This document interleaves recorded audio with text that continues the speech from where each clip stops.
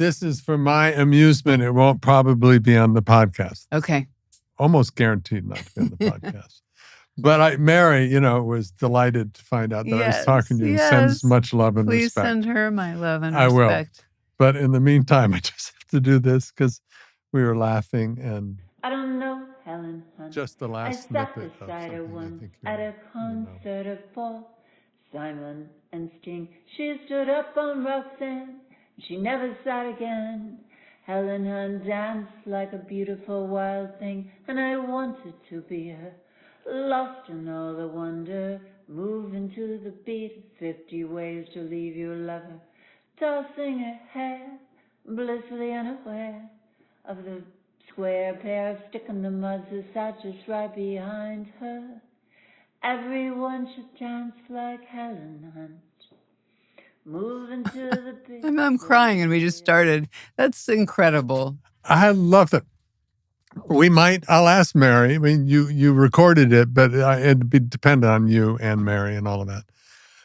But I love the story that you were Yes, of course. randomly in a hospital or recovering someplace in Italy, and you said in this letter that you wrote her saying you just sent it to me, and it was very sweet. Yes. I mean, should we tell the whole story or are we not going there? Yes, okay. Well, what I please. know is that very, very, very recently, this year, I ran into you guys and Mary told me that she'd written a song about me, which I could not believe. What could that song possibly be about? Right. I don't have like one thing I'm known for. Do you know what I mean? And so she sent it to me, but she told me that you two were at a concert. I feel like it was Sting and Paul Simon. Sting and Paul Simon. Okay, yeah. and I guess, was I sitting right in front of you? Right in front. I there's another had you song- in back, but I think maybe in front. Whatever. Go ahead. Well, I guess I stood up and danced. She could have written a song that went, sit the fuck down, Helen. You're blocking me from seeing Sting. That's a less beautiful song, but also accurate. But I guess I stood up and danced because, you play Graceland. What are you going to sit there? I just had to dance. And I guess she noticed and wrote a song about it. So the idea that would be my, what someone as beautiful, clearly a person as Mary is, that would be who I am to her. That's amazing. And yes, I was just making a movie in Italy. A wonderful lesson. In Get Up and Dance? Yes. Yeah. Don't be self-conscious. Get up and move and dance and be like Helen Hunt. Well, I'm just going to wear that. Yeah. I'm going to wear that. Yeah, and yes, so I have so many places my mind is going, but my dad always, who you met. Yes. When he saw a performance he loved, he wrote a letter. Always. Never didn't. And I tried to do it, but he always did. And so she sent me that song, and I happened to be doing a movie in Italy, and I had some weird stomach thing and had to go to the Pisa hospital a couple of times. Right. And in my inbox is this image of me as, dancing in Graceland. It was lovely. Yeah. It was lovely. I love that. We may have to keep this. You may have to keep it. If it's with your permission. Yeah, so you have my permission officially. Yeah. Mary doesn't, Mary writes beautifully and, she's award-winning songwriter and all of that, but she doesn't sing. She'll sing in a movie when you can control it and be in a booth and all that stuff. So I'll have to ask her if she's okay if we use that. Yeah. But let's start with your daddy. I remember you coming on the set of Ink, and I think your dad had directed or was going to direct an episode. And we loved him. But I remember you came and you were so sweet.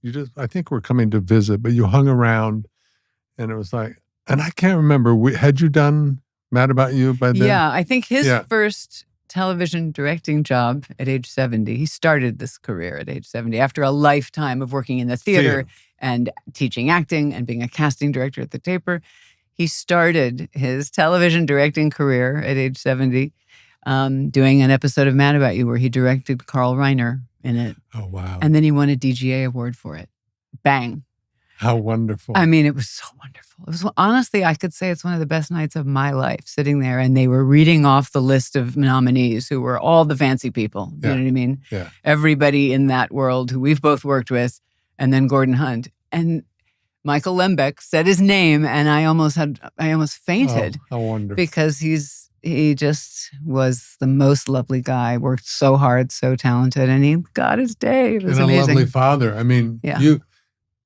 one of the things I want to talk about, and we'll get to, the movie you made that I knew you were interested that I would see it, and I went, okay, and devoured it. It is, so we'll get to that. Okay. And another thing I was thinking on the way here, and I haven't verbalized this before, but I want to talk about artistry and being an artist. And usually if you're an actor talking about being an artist or other actors, you run the risk of sounding, how highfalutin. I know. Picasso's an artist, not you. It's not fair, right? I know. But defining, and I was talking to my friends who you just met about what does that mean, artistry? And it has something to do about being conscious, I think, about what you put out into the world and being purposeful so that you are hoping to make the world a better place or reflect humanity in a way that'll make it a better place. So we'll get to it, but I do consider you an artist. No, I consider you an artist. And I want to talk about that in a second, but let's stick with your daddy for a second and how you grew up, because you were raised to be an artist. You were surrounded by artists. Your mom? My mom is painting now, so here we go. But a photographer? She was a photographer who now is painting. Yeah. Yeah. I mean, I don't know if I was raised to be an artist. I don't think that was their intention, but I was surrounded by art. Yeah. And like, what a gift.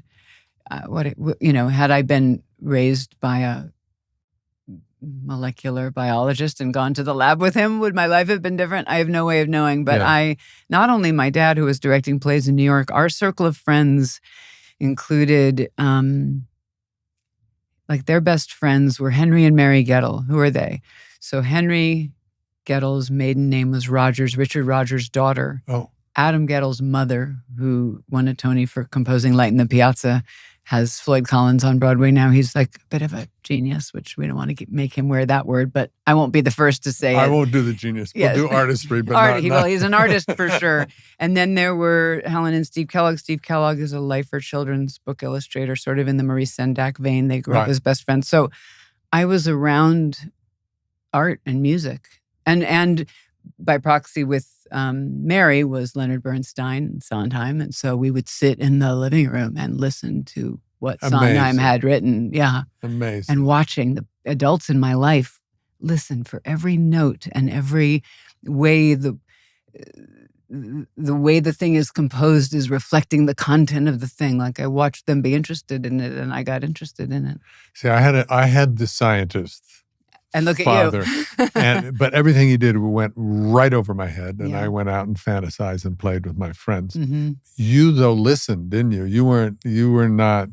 You soaked up your parents and your upbringing. Well, imagination, I more and more as an actor, I'm using my imagination. I studied and still study and studied when I was 9 years old and I'm really still going. But maybe because there's some mileage there now, I'm finding the work I enjoy doing the most has to do with imagination. So rather than calling on the tragic event to play a dramatic scene, my dreams are affecting what I do and what I imagine as I drive here. I'm trying to remember it because it might not be boring. It might be interesting to use as an actor. Wait, what do you mean when you were driving here? Well, I'm just saying you never know walking around when an image comes to you. I've now learned, grab it. Yes. Might seem mundane, might be really interesting in a piece of work you do. Some of my favorite writers have said, I get this weird image in my head that just delights and tickles me. And then I'll work backwards to find out how to get in a reasonable fashion to that image. That's Jonathan Ames, who's one of my favorite writers. Mm-hmm. Do you work with people? I'm bouncing around. Do you work with an acting coach who does work with dreams? Because I know somebody who does. I do. Kim Gilliam? I haven't worked with her, but yes. Yes. She's incredible. I don't want to, she's terrible. Don't go to her because I'll never get in if everybody listens to this podcast. Her work's not very interesting. Stay away. She's amazing. She's amazing. That's so cool. And she's one of my closest friends and she'll never say who she worked with ever. It's almost like a therapist. She will not discuss it. And then I'll hear Benedict Cumberbatch on a podcast say, I worked with this woman. So she's incredible. She's incredible. And she's very well trained as an actor and very well trained in this sort of Jungian world of imagination. Yeah. So she's the whole package that I'm interested in. And I work with other people too. I'm not in acting class anymore. I teach sometimes, but I'm not in a class.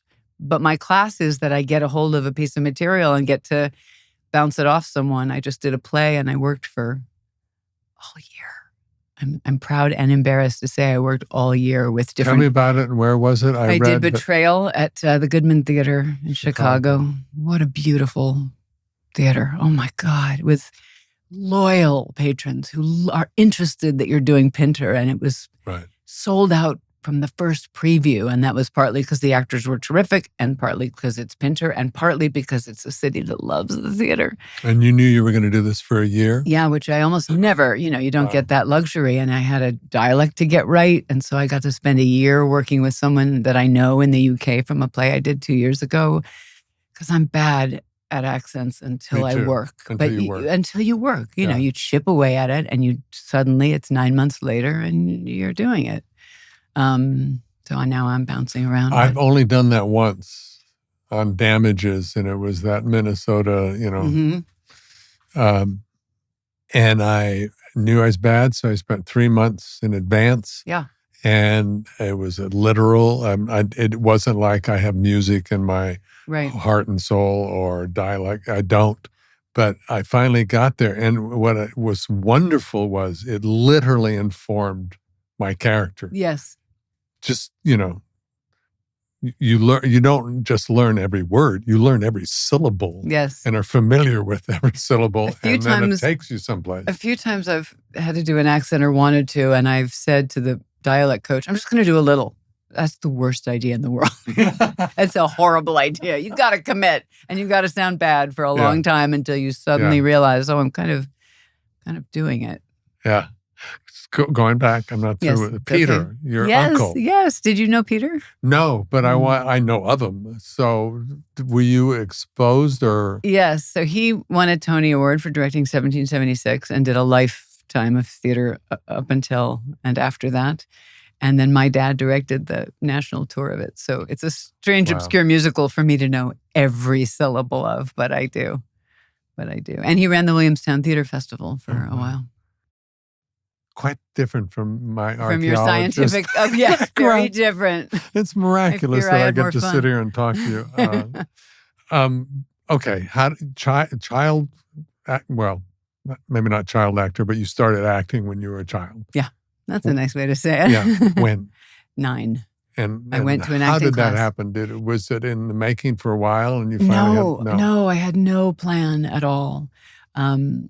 I have an aunt who's my age. That's a whole other story. My mother and my grandmother were pregnant right around the same time. And so I grew up with her as my contemporary and my sister. And I lived in New York City, and we'd come out to California for the summers, and I would just do whatever she did. And so she was going to ballet class, I would go. She was going to an acting class. All right, I'll go. But I got in there and I really liked it.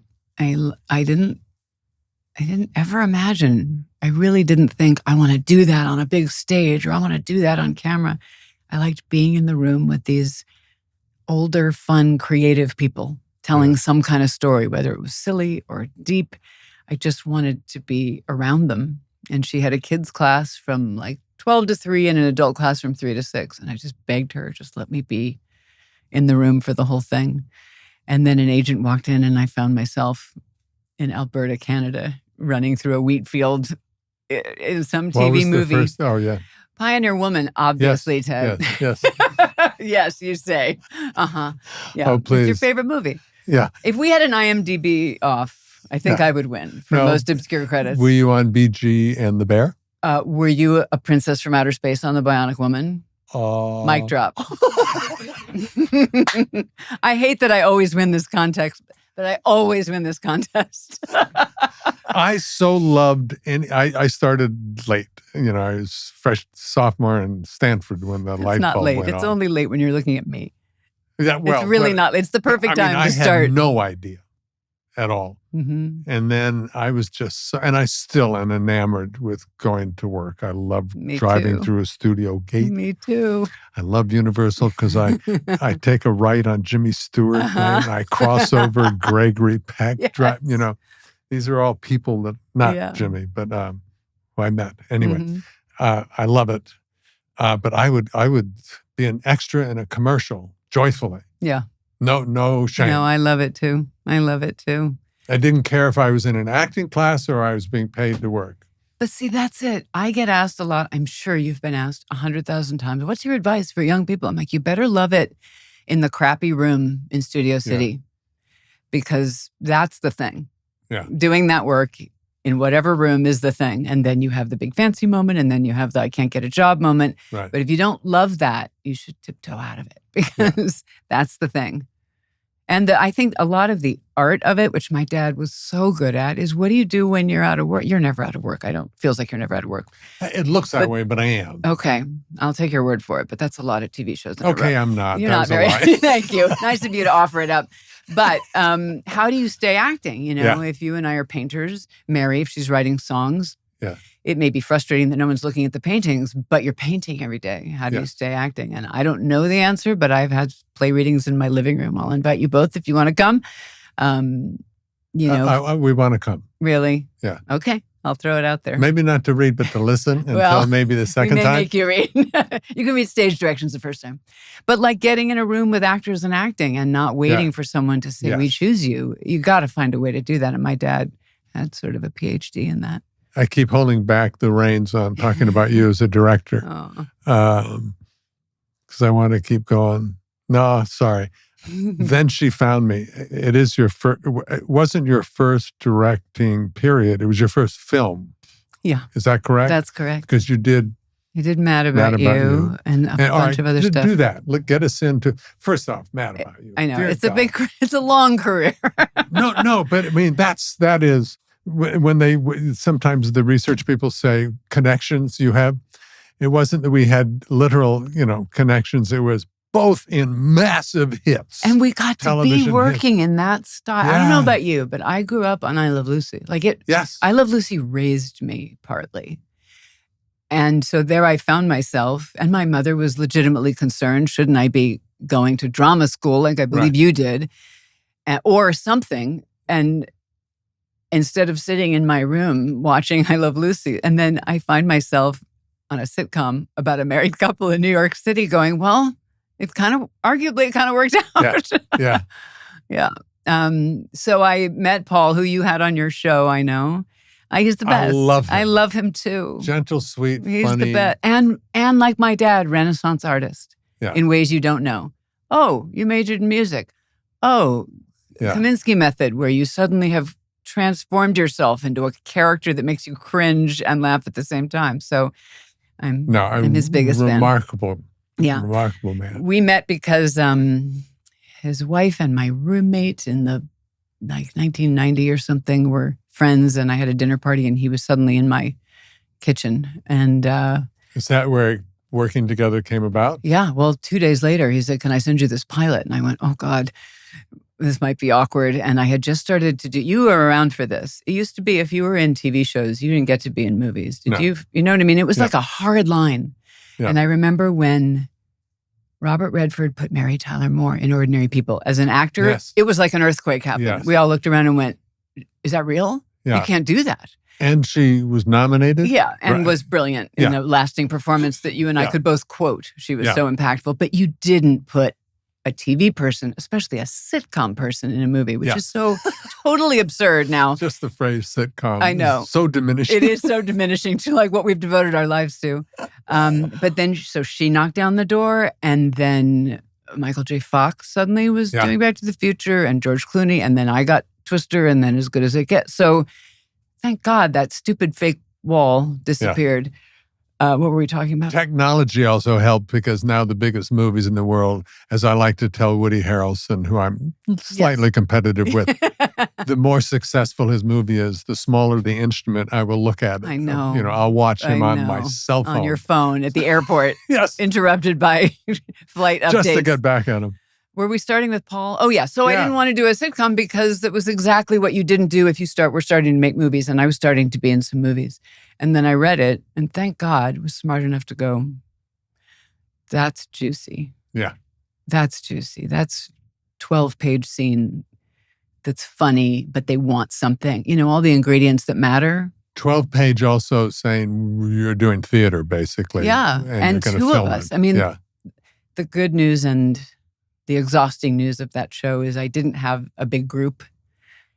It became more and more and more the two of us, because instead of bigger and bigger, the aspiration of the show is that it would get smaller and smaller until we did one episode that my dad directed, which was one locked off shot of the two of us. Oh, you're kidding. We did I one that didn't know was, that. we were sitting outside. I feel like you would like it. We were sitting outside our baby's room trying to sleep train her, but feeling like it was the wrong thing to do. So it was one locked off 22-minute what a shot. brilliant concept. Directed by my dad. Take one is what ended up on the air. We did it twice. So the good news about that is, as an actor, it was just juicy. And the hard news is, on the weeks when the table read draft was not perfect and you got the script on Wednesday night or Thursday for the Friday shoot, that's a lot of learning to do and a lot of remembering and a lot of, but there's next week's outline. And so it was, I like to say it was the opposite of everything I feared. I thought it would be easy and I'd be home at 9 p.m. We were there till 1 a.m.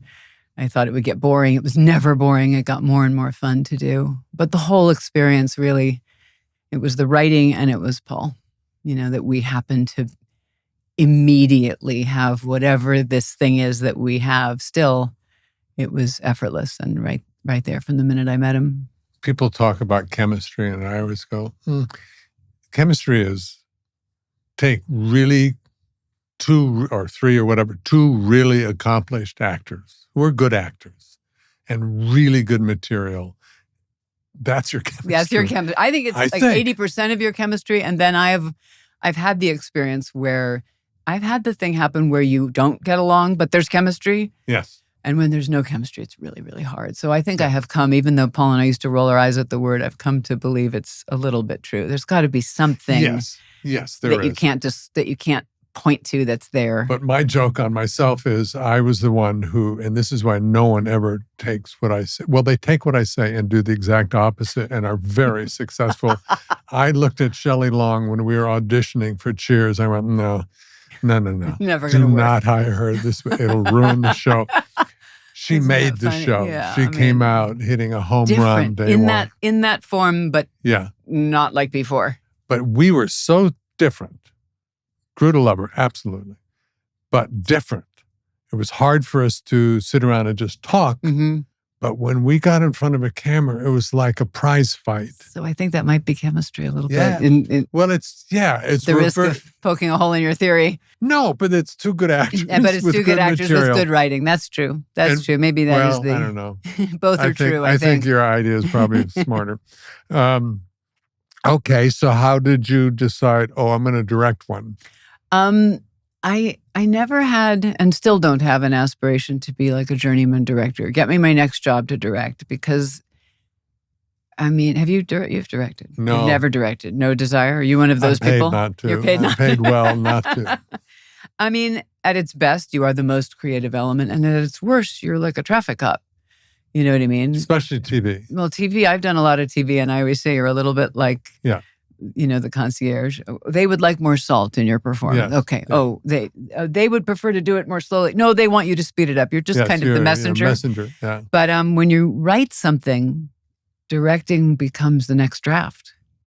Right. Every choice You've make. already visualized it. Well, yes, in a but way. also you discover things, and I don't know whether to talk about Then She Found Me, but I made this first movie that meant a lot to me. We're in. We're in. Okay. Going. So let me start, yes, and then you start. hold that Okay. thought. It's easy. It's brilliant. Oh, thank you It so is much. you know how some movies are really good because you like this and this and this, but maybe whatever. It's perfect. It's a perfect film, and Thank I'm you really so glad much. you asked me to watch it because I missed it when it came out. It's not your fault. So it took me 10 years to make, which is what most independent filmmakers say. It doesn't just happen. It took me 10 years to make. It fell apart. It came together. It fell apart. It came together. And then it got chosen to go to Toronto, and it had the biggest sale of the year. And then the company went bankrupt the Friday before it opened. So it really disappeared, which is sort of, the great creative wound of my life. But if you want to watch it, it's on Amazon right now. Please listen to us. It is absolutely spectacular. Thank you. And if you forget the title, you Google Helen Hunt and Bette Midler and Colin Firth, and it'll pop up. Yeah. And then you found the film. Yes. and then he found, she found me. And then she found me. Yeah. Yeah. It's based on a novel by Eleanor Lippman. And but you wrote the adaptation? Yeah. Well, no, it had a beautiful, very loyal adaptation that was lovely, but I couldn't get it made. And then I rewrote it with a writing partner, couldn't quite get made. And then I just took the whole thing and shook it and kept sort of the central DNA, this mother-daughter story, and changed everything else. The Colin Firth character, the Matthew Broderick character, they're not in the book. In the book, she's not wanting to get pregnant. She's a high school teacher in her 20s. And I just sort of...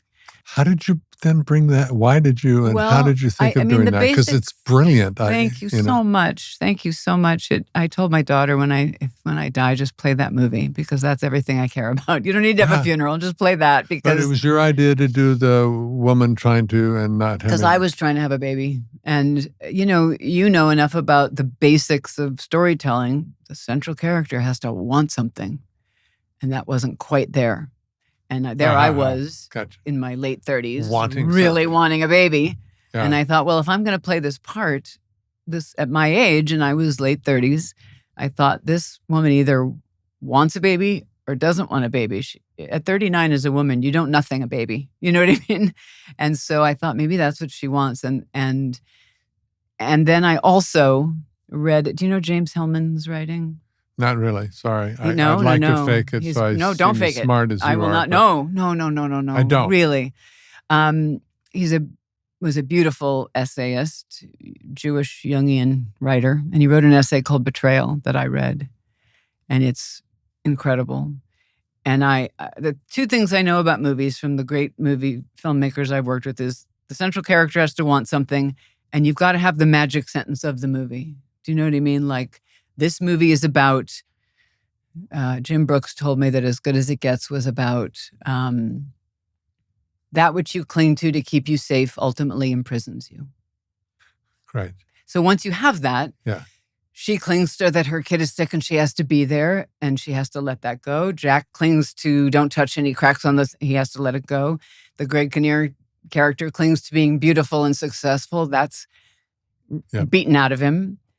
So you got to find that sentence. And it took me the better part of a decade to find that sentence. But I found it partly from this essay about betrayal. And you can't really love till you've made peace with betrayal. Once I had that sentence. You can't really love until you make peace with betrayal. And the best one of those is if you can argue about it over dinner. Like the four of us could go to dinner and you could say, that's not true. You can't, you don't trust someone. And we'd all be right. Yeah. That's a juicy magic sentence. Am I making sense? Totally. Okay, good. Thank you. Totally. So once I had that, I got rid of the characters and created the Colin Firth character and the Matthew Broderick character. It all sort of fell into place once I knew what I wanted it to be about. My daughter, at age 44, had our kind of brand new grandson, Sonny. Mm. She was a doula. Mm. So everything that you were talking about in that movie, I felt an emotional connection to. Yeah. It was amazing. And then there's Colin Firth. Give me a fucking break. I know. As proud of him. He's so charming. Isn't he so good? But that's just, who cares? Talking about an actor's charm is kind of beside the point. Good. I'm as proud of his performance. I had whatever little bit of credit a director can take is all I can take because it's him. But the New Yorker wrote a review of his work in it and said he was like a storm cloud when he gets angry because she betrays him. And boy, I think he's good in that movie. So good. Right? And so little, these little character things of before he blows, mm-hmm. when he's really betrayed mm-hmm. by you, mm-hmm. He gets up and walks. Yeah. And that I wrote, because I remember hearing the phrase, go take your anger out for a walk. So I made his character that's who he was. Yeah, but it's kind of brilliant because it's not always being mad. And you're forcing an act and you're allowing an actor to be like, I don't know, it's so not on the nose. Here's the scene where he gets angry and da-da-da-da-da. You see, here's the scene where he gets up and walks briskly. And it's so interesting and different. I think without meaning to or meaning to, Jim Brooks's work made a big impression on me, both before I worked with him and after I worked with him. Yeah. And I don't know how to sum up his characters, but they're filled with emotion, filled with real struggles, and can articulate it at the same time. I think that's what the magic sauce might be. Yes, and you are talking about things that matter. Yeah. Not just your characters, but to all of us, I think. And so that can be medicinal unless you add humor. And there is not jokes. There are no jokes, but there is humor that makes it so much, I think, the medicine go down, I think I heard Jim. It's not medicinal. No, I shouldn't say that. No, the darker parts of the story. Yeah. I think I took this from Jim, so I'm going to give him credit. I was about to say, he does. But what I think I took from him was it's a comedy until it refuses to be. That's great. Isn't I don't that think great? I've ever heard that. I mean, that's what we're making. We're making a comedy. Whoops. Wow. Deborah Winger's sick. Do you know what I mean? Yes. It's a good motto, I think. And it's a little bit acting, it's neighborhood playhouse. Don't do anything until the other actor makes you do it. Yes, it Don't is. stop being funny until your story just runs into a wall. Yeah. You're fun to talk to. Oh, you're fun to talk to.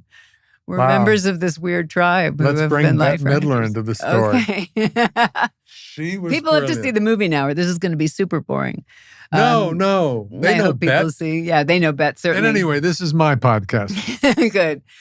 So the story is about a very not fancy, rich, and famous woman, played by me, a very flying low to the ground school teacher, elementary school teacher in Brooklyn, not a stitch of makeup on her face, who finds out or is told by an emissary that her birth mother is a famous talk show hostess.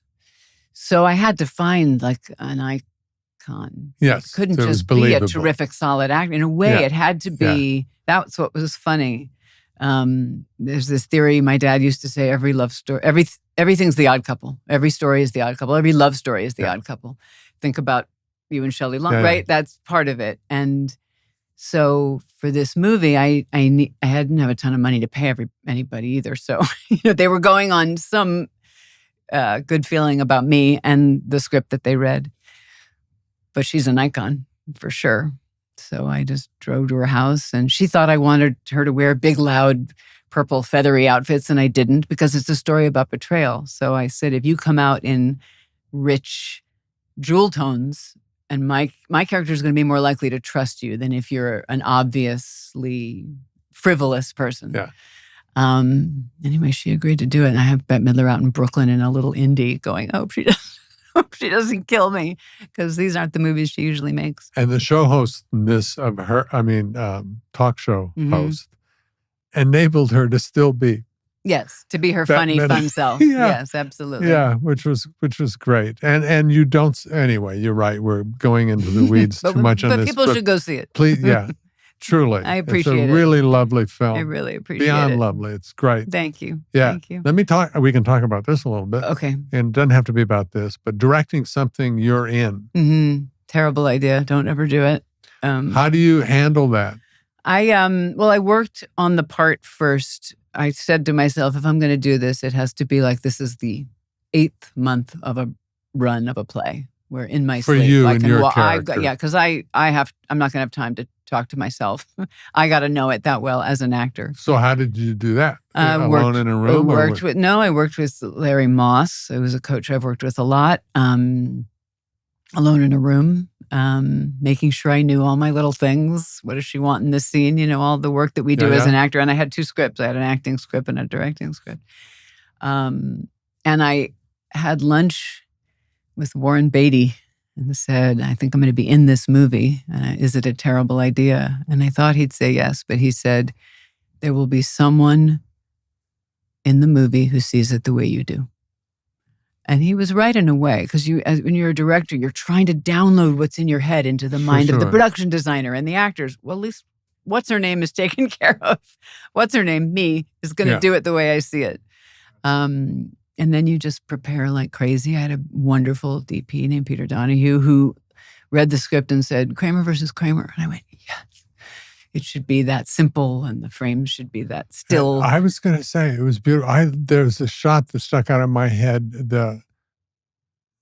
I think it's his apartment. It's his, not yours. That is the water right outside. near the water. Yeah. And the street kind of goes down towards it and there's a break and it looks so, I don't know. It was just so beautiful. It was like, oh, paint that. Yes. Kind of. But beautiful, image. Not fancy beautiful. No, so that was the DP. Picturesque or something. Yeah. It wasn't rich, but boy, are you lucky you found the most beautiful little poor place to live. You're not kidding. Every location manager, when we're actors in vans, we're like, oh, the location manager is going to talk to the restaurant owner who's yelling. But when you're a director, you're like, you just found a piece of my movie. Yeah. So the fun of directing something you wrote and care about a ridiculous amount is that the directing and every decision you make becomes another draft. Editing becomes a whole other draft. Yeah. Scenes you thought you'd die without, you suddenly throw in the trash.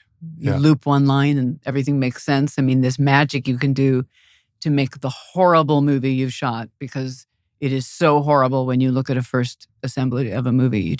It's the worst experience ever. Yes. And then you can start to make it better. Yeah. When you cut it. Technology is such that you shot on film, or I did. I shot on film. That's amazing. Yeah. But you can edit right on with digits. Yes. So it goes faster. I'm older now, but I never did like the moviola version. No. Which I heard that Steven Spielberg still. Well, maybe still, but certainly did long after he needed to, because he said his brain used at the time when you took the film off and put it on another, cut it and spliced it, that it was good for his brain. But can you imagine now in this sped up world, everybody would go, that's adorable. Yeah. Get on the Avid. you can look at 20 different choices in the time in one cut. Yes. But now you can even, pardon me, you can take a scene with two people and somebody crosses behind the other person. Yeah. You can take different takes. Yes. And make them as if magically. It's incredible. Yeah. Yeah. I think that's good, or it's scary. I don't know which. Anyway, I'm not overdoing how much I loved it, but we can move on. I appreciate it. Did you become a raving alcoholic when the film company went? Distribution company it was a dark day. With I'm not kidding. It was a dark day, you know. This comes back to our thing of you better love it in the room. Yeah. You better love it in the crappy room. You better have loved making it. You better love the times when you meet someone you respect who sees it and says, I saw what you were trying to do. You better love the heartbreak of losing a location and the thrill of getting Colin Firth. You better love all that part, because you do not know, what's going to happen. Yeah.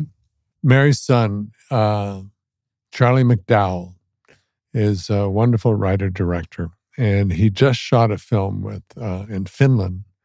I'm going to mess this up, I know, but Glenn Close was in it, and it's called Summer Book, and it's from Tove Jansson, who created the Newmans. Moomins. See, I don't know anything you're saying, so you're smart now, and I'm dumb. No. Charlie's listening and going, oh, for God's sake. But it's a brilliant, brilliant, brilliant movie. And it doesn't have a strong narrative, because that's not the story. The story is basic. It's almost like you have a meditation around these three characters and nature and the island they were on. It's absolutely beautiful. It's a huge hit in Finland and Europe because people still go to movies there. Here you have to have, for marketing, you have to have, I exaggerate, but, But then Adolescence comes along. You've seen Adolescence? I know I haven't yet, but I've heard. It's just, but we usually watch TV at night, and that may be a little tough. It's a little heavy, but it breaks all the rules we've said.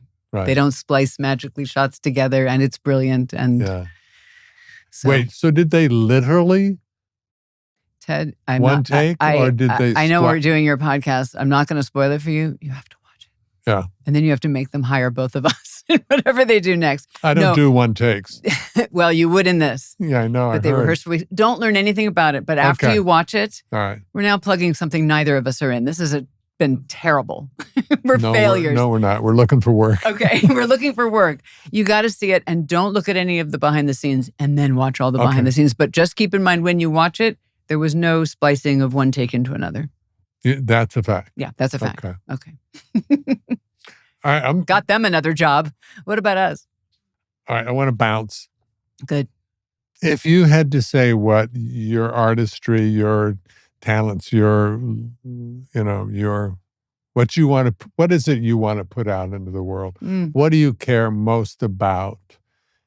What is it you want to impart to your child? What is all of that kind of airy-fairy stuff? Yeah, no, it's not airy-fairy at all. It's not airy-fairy. And my dad tells a story. I will get to your question, which you might have to repeat if I've forgotten it exactly. But my dad tells a story about being in some hospital waiting room and some couple holding hands, and God knows what they were waiting for, what results from what surgery, and all in the family's on. And he watched them start to laugh.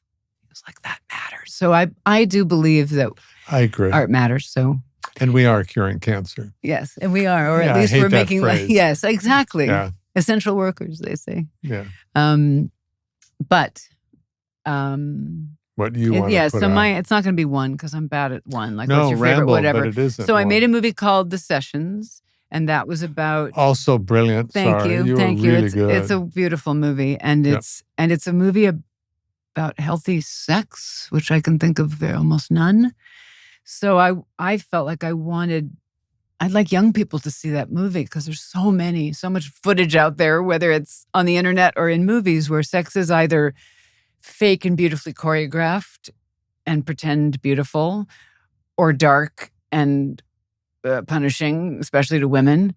And so here's this movie about this man, true story, about a man who had polio and was getting on in his adult life. And he wrote a book called How I Became a Human Being. And one chapter was that he said he felt like he was up against a big glass window, and on the other side there was this banquet that other people got to enjoy that he didn't, which was having a sexual life.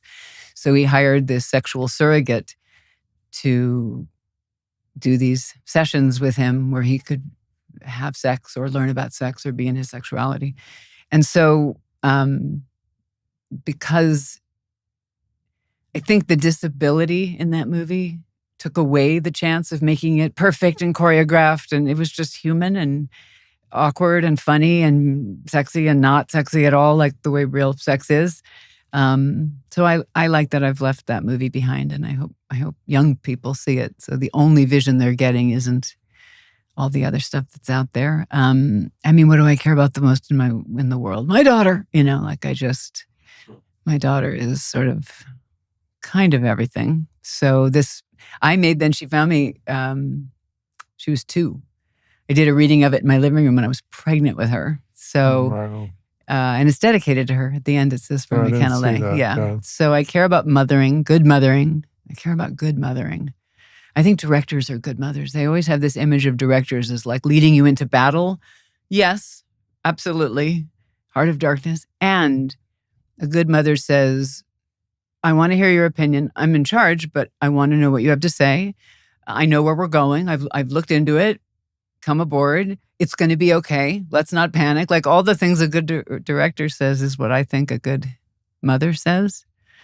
And then just making people laugh. I mean, my God. During the pandemic, my daughter was 15, turning 16. I mean, there's no good time, but that's a bad time to be locked in the house. That was a horrible time. It was horrible. And if you have a teenager, my God. Yeah. And so we put in these Nancy Meyers movies, and there we are laughing at Marty Short.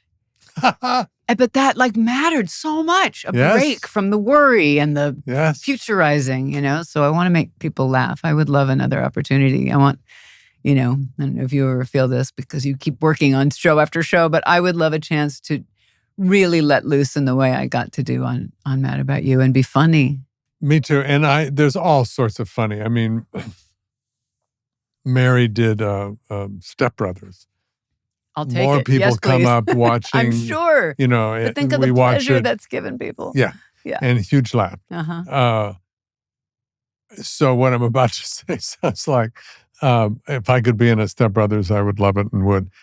Except I don't think I'm good at that kind of thing. I think you absolutely could walk into that very movie. much. I mean, Thank there are you. some people Thank who you. aren't going to walk into that movie. You could walk in that movie. Thank you very much.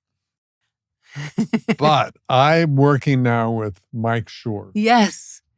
Again. Right? I read his book that your first show was based on, about ethics, right? Yeah. Okay. I'm so glad I have it all right. No, you did. You do. Yeah, and he's amazing. And he ethics. How do you do a show about ethics? And he did it. He did it. He wrapped it in 9-year-old fart humor Yeah. and beautiful visuals. Yes. And a big idea. He took a big swing of the bat. They had two, at all times, on their speed dial in the writer's room, ethics professors from around the country. It is taught in, I think it was Notre Dame or someplace, taught it. Many colleges have as a part of their syllabus or whatever in their ethic classes. So it's, and kids love it. Yeah. That 11, 12, 13, 14, 15-year-olds who are coming into their own about and observing what makes them laugh and caring about it. And my whole fan base is now 11 to 14, or lucky something. you. I know. Amazing. It's amazing. And good on them that they saw something and cared about it. He put that out in the world. And then the thing I'm working on with him now, and I'm going to work with Mary. We're going to be together. We're going to go to work every day together. Oh my God, how fun. So excited. Is A Man on the Inside. And it was about let's talk about aging and grief and memory loss, which we don't want to talk about in this country. And he did it again. And he did amazing. It with grace and humor. And will you tell him in his spare time? I will. I'm ready to go to work. Very nice. I mean, if he's not busy running your entire show after running your last show. Okay, but then you have to get me a job because you're guaranteed to get on this.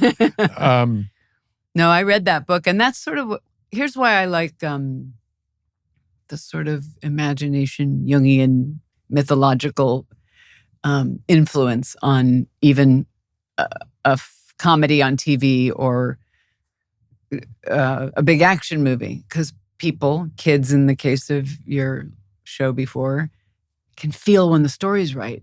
Yeah. And they can feel when it's off. And so when it's right, they can forget and they can laugh at what you're doing. So like the bones of the story matter. Calling the ethics professors matter. When I did Twister, I was like, how am I going to act this thing? Talk about, I'm not the person you would expect to walk into that movie. But I talked to one of the guys they hired to rewrite it, who said he was thinking about Ahab and the whale and how she was going down under to follow this thing. Nobody comes up to me for an autograph in Twister. He's thinking about, Melville. But I had a thread to pull. She is drawn to this thing that could kill her, but killed her, and she's gonna. And it just made me able to show up. What people like is all the big flying cows and the fun and my hair blowing. But I knew, and the writer knew, got to get the story right, whatever the form is. Something silly, something serious. It's true all the way Was across. that your first huge box office? I can't remember. Yeah. It was. Yeah, I had done a season of Mad About You, and I got a call, Jan de Bont and Steven Spielberg want you to come over for lunch. I went, what now? Sorry, what? But I had seen Speed that Jan de Bont directed. Sandra Bullock is a clown on top of being a serious, in the highest sense, in that Carol Lombard sense. And he hired her. And when I went to talk to him about this movie, he wanted me and Bill and Phil Hoffman and, theater. Why does he want these kind of actors in his movie? Well, because he's smart and he knows that he'll take care of all the wind blowing. He needs good actors to show up, and it seems to matter sometimes. I mean, it matters to me. Yeah, it matters. You can't chalk it off. You go. No, seriously, Bill and I are taking our fight about whether to chase the tornado, and again, people are eating popcorn and waiting for the next tornado. But the movie did really well, and I don't think it was in spite of the good acting, or the theater actors in there. I miss Bill Paxton. Yeah, he's so good, and Phil Hoffman. Oh my God. Yeah, I miss him too. Woof. I know. Oh well. I know. We live on. We live on.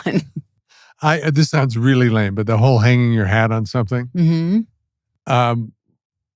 I get research on people, the amazing research department. I watch things that they recommend or that I know and I need to catch up.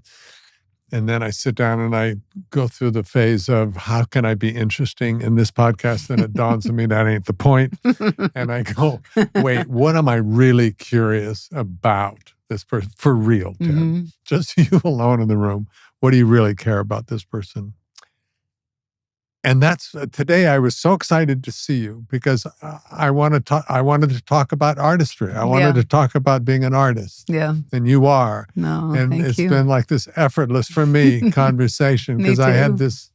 I could hang my hat on this and go anywhere with you. Yeah. Sorry, too. this is turned it about a podcast, but it is true. Find out what you care about and write we're it. all so separate as actors, especially. I'm home working on my thing, and you're home, and then we get to the set. Hey, how are you? Good, but we never got to compare notes on the process of it.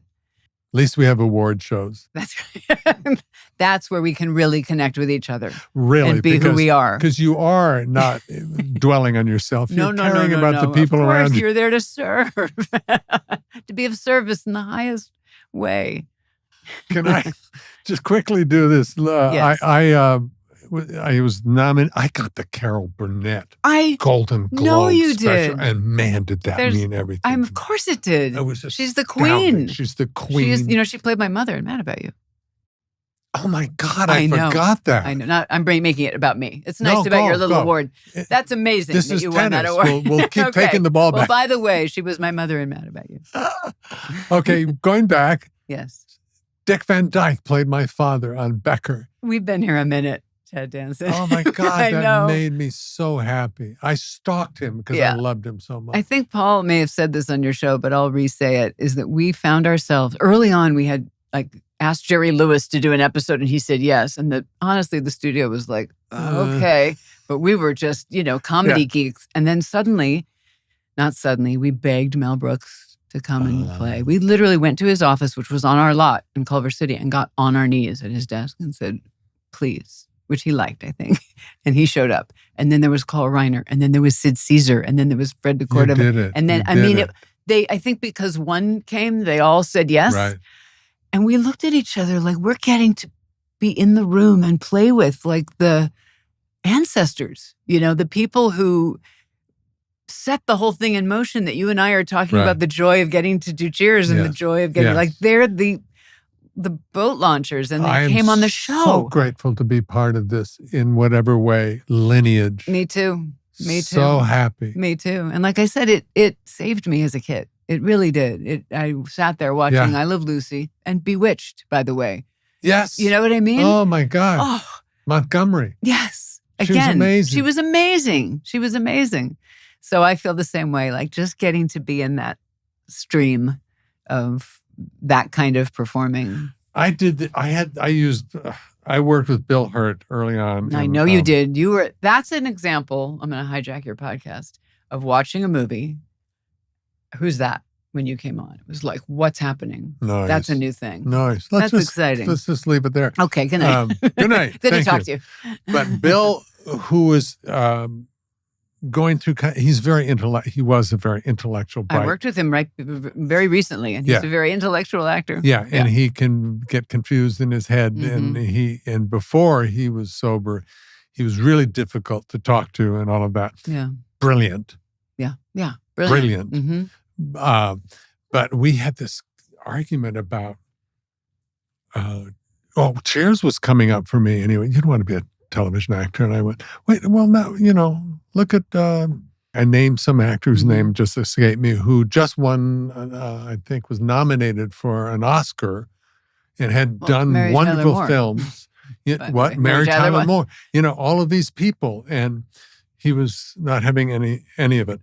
But then my bad to Bill later in life was I would always, when I would take a part on some television or do something, I'd always have Bill as over my shoulder going, Ted. Like you sold out You're not really somehow. living up to da-da-da-da, which was my bad to him. It was I shouldn't have done that. And later in life, Damages, he said something really nice about Damages, and then we saw each other and everything. But I realized, oh, that's not fair to take people in a moment and then use their voice against as a weapon against yourself. Yeah. I remember Jim Brooks looking for Greg Kinnear to play this part, and he auditioned everybody. Yeah. The fanciest actors you can imagine. Yeah.